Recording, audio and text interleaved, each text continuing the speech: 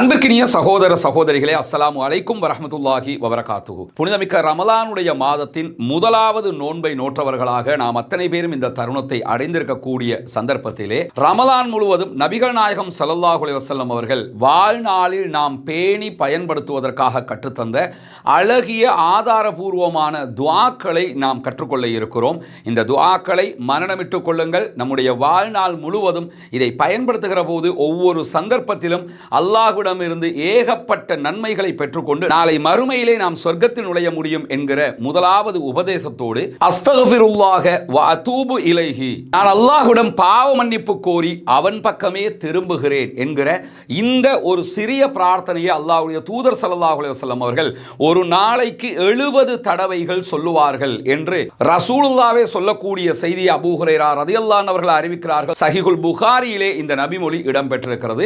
அஸ்தக்ஃபிருல்லாஹ வ அதூபு இலைஹி என்கிற இந்த சிறிய பிரார்த்தனையை ஒவ்வொரு நாளும் 70 தடவைகள் ஓதி வாருங்கள். நம்முடைய வாழ்க்கையிலே இம்மையிலும் மறுமையிலும் ஈடேற்றம் பெற முடியும்.